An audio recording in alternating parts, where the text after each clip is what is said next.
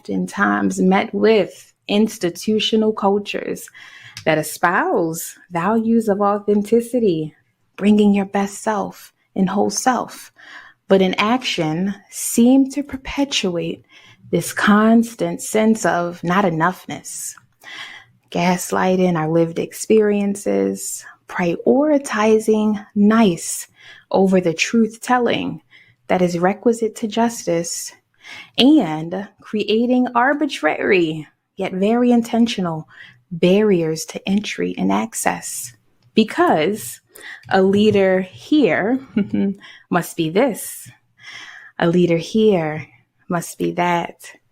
Professionalism and an executive presence end up being code for centering white dominant culture norms, the cultural norms and the ways of beings embodied by some of the same folks sitting around the proverbial table trying to figure out how to save us.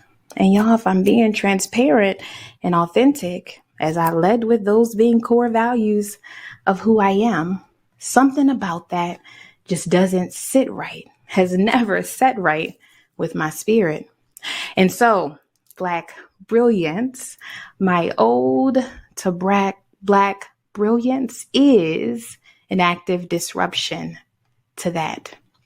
Now, Black brilliance is a little bit different than its mainstream cousin, Black excellence.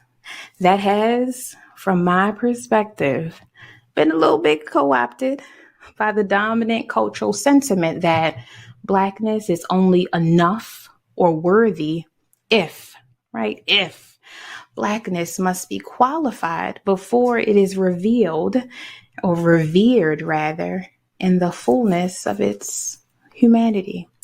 That excellence is limited to a few or prioritizes those we see on the big screen doing big things, the exceptional few, so much so that we miss the Black brilliance that we encounter day to day, every day. So Black brilliance to me just hits a little different. If I had to share a definition, Black brilliance refers to the ways in which Black people, community have shown up in our gifts, our wisdoms, and inherent ways of being that continue to create, shift, and reimagine the culture. And so the culture could be the culture of our homes and families, the culture of our churches and places that support our spiritual selves, the culture of our communities, of which may include the workplace, the culture more broadly, but certainly I would even suggest the culture and how we have come to see, love on, and care for ourselves.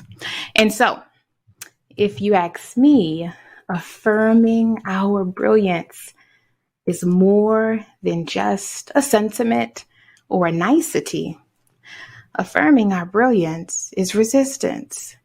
It is a radical affirmation, something like a declaration, a call to action. I want to emphasize the language of radical here. I love how Angela Davis defines radical as grasping at the root. I love how Angela Davis defines radical